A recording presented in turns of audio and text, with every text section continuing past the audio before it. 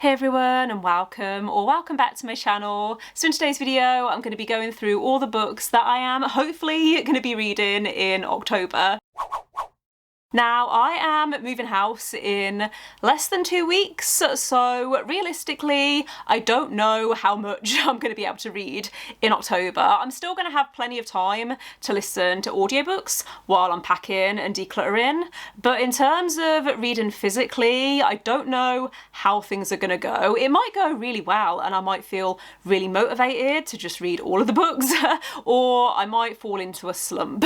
We'll see though. I am still really excited for October because it's spooky season and I want to read all of the spooky books and the thrillers and the mysteries and the dark fantasies. It's just, yeah, not the best timing with moving house, but I still wanted to play my TBR game anyway, just because I like playing it and I like putting together a TBR, and I think that having a list of books that I can choose from might actually help me next month when I am too busy to even think about what I want to read next. I'm not going to commit to taking part in any readathons next month just because I don't want to add any extra pressure onto myself, but I know that Helen is running Book Snooker again towards the end of the month, so I should be a little more settled by then, and also it's quite a chilled readathon, so I should be able to find books that match the different colours. Basically, you have to read books that have colours that match different Halloween colours. Helen does a much better job of explaining it than I do, so I'll leave the announcement video linked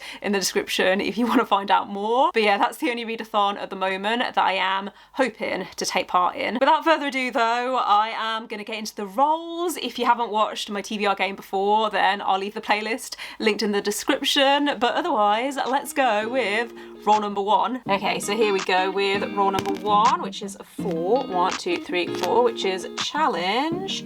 And the challenge is to read the highest rated book on my TBR. So role number 1 landed on challenge, and the challenge was to read the highest book on my TBR. So for this, I went onto Goodreads. I organised my want to read shelf based on average rating, and I pick the book that I own or have access to that's the highest rating. That was a much longer explanation than I needed, but the book that is actually the highest rated on my TBR is The Way of Kings by Brandon Sanderson. Now, I am not going to read this. I'm just putting that out there. I'm cheating because I don't want to read this right now. It's a massive book and it's the first book in a very long series that isn't even completed yet. So I'm not going to read it in October. I'm not going to do that to myself because, as I've said, I need a chilled month next month. So the next highest rated book on my TBR is Reminders of Him by Colleen Hoover, which has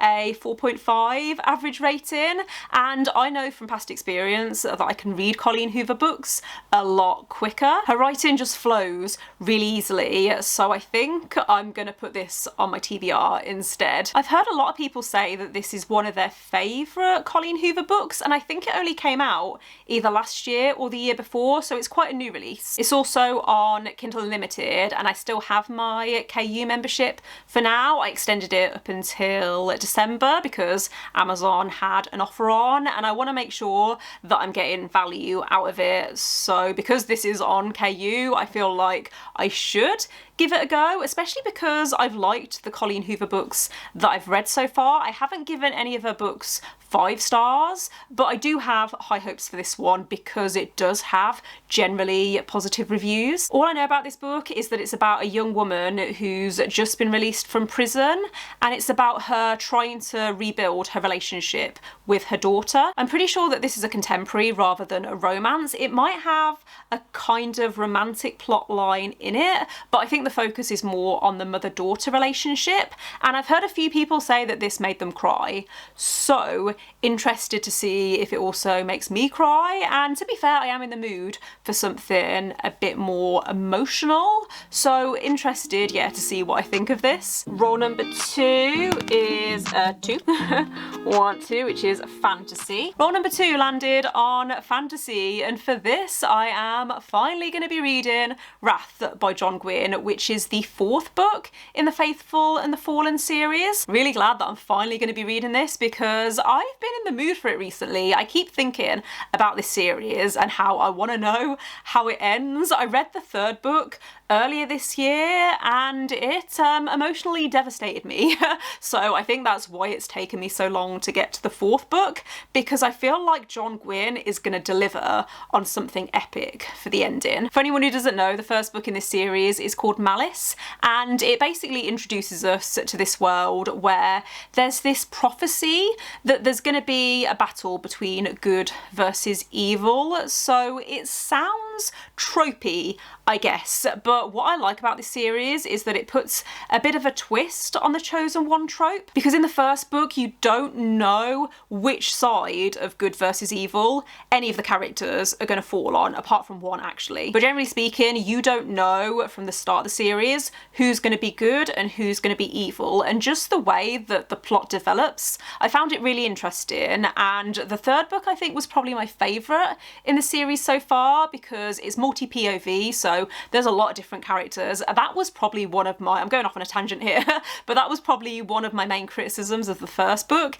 is that there's a lot of characters, so it took me a while to get into it. But by the time I got to the 3rd book, I did feel very attached to certain characters, and I am interested to see what happens in the 4th book, given how the 3rd book ended and certain things that were revealed. And yeah, just in general, I'm really excited to finally be finishing this series. I know that there is a companion series that comes after this that's set in the same world, but I think it's set like a few hundred years in the future and it follows different characters. So this is the last book that I need to read to finish this 1st arc. I haven't finished many series yet so far this year, so it's going to be good to tick one off my list.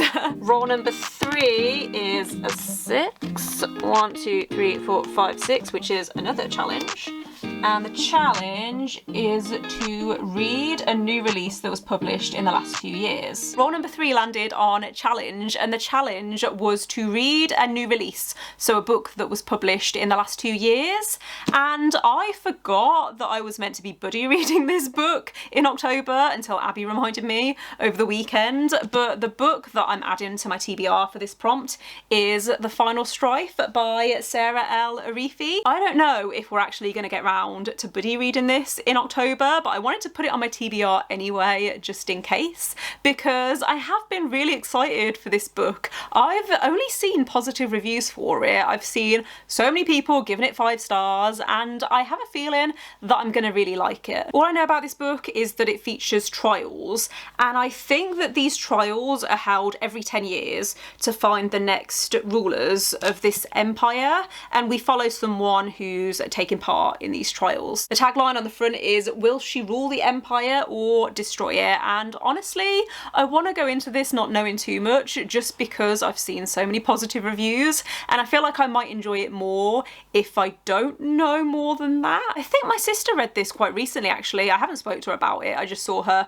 give it 5 stars on Goodreads, and I trust my sister's opinion on books. So very excited to possibly read this in October. This might end up getting pushed to November or later, but yeah, I wanted to get it on my TBR anyway. So roll number 4 is a 4.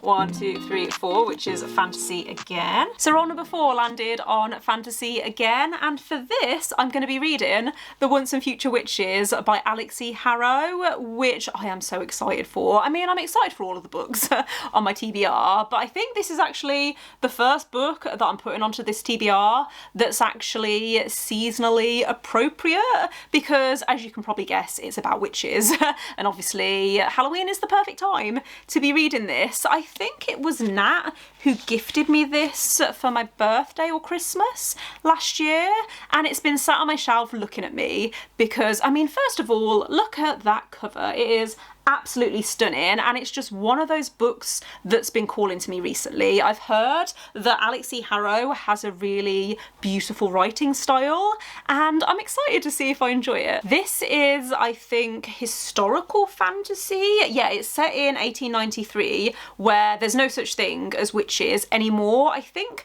there used to be witches, but there isn't now. However, we're following these sisters who have just joined the suffragette movement in New Salem, and I think through that's how they rediscover their magic. It's been a while since I've heard the synopsis for this book, but I've heard that it's very feminist and it's very atmospheric, and I think it's going to be the perfect read for spooky season. Don't know if it's actually going to be spooky, but it has witches, so I'm here for it. Roll number 5 is another 4. 1, 2, 3, 4, which is romance. So roll number 5 landed on romance, and for this I'm going to be reading The Ex-Hex by Erin Sterling, which is another witchy book. So you might be able to guess what kind of themed reading vlog I have planned for next month. I could try and keep it a secret, but honestly it's kind of obvious. But I bought The Ex-Hex quite recently in a 99p Kindle deal, and I haven't heard the best reviews about it, but I have heard people say it's really cheesy and it's very reminiscent of old witchy TV shows like Sabrina the Teenage Witch, and the other one that I can't remember is the main character is called Samantha. It was called Bewitched. I've just googled it. So I've heard that it's very similar to those kind of TV shows, and I like the sound of that. It sounds like it's going to be a really fun time. All I know about it is that it follows a witch who places a curse on her ex-boyfriend, but she thinks it hasn't worked until a few years later when he comes back to town and they find out that it has worked. And so it's all about her trying to remove the curse, I think. Now that I think about it, this sounds like a second chance romance, and I don't typically like those.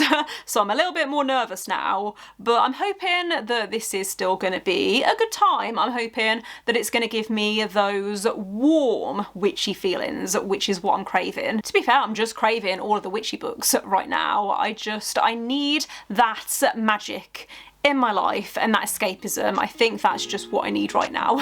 And then this should be the last roll, and it is. There we have it. Those are the rolls for my TBR game and the books that I'm going to be reading for those rolls. However, there are some other books that I would like to try and get around to in October if I have time. King of the Wicked by Kerry Maniscalco and Serpent and Dove by Shelby Mahurin are both on my list of series that I'd like to start in 2022, and they both fit the themed reading vlog that I have planned for next month. So I thought October would be the perfect time to try and start them. I also have this stack of library books that I need to get around to because I keep renewing them over and over again, and it's reaching a point now where I either need to read them or give them back. We have Sleepless by Romy Hausman, Pretty Girls by Karen Slaughter, The Great Alone by Kristen Hanna, Thunderhead by Neil Schusterman, and In a Dark Dark Wood by Ruth Ware. So these 3 thrillers would be ideal for spooky season, so I think those are going to be my priority. But I would also like to continue a series that I started last year, and I really like Kristen Hanna's books, so I know I'm not going to read them, but it's nice to dream. I feel like that's just the tagline of this video. It's not realistic, but it's nice to dream.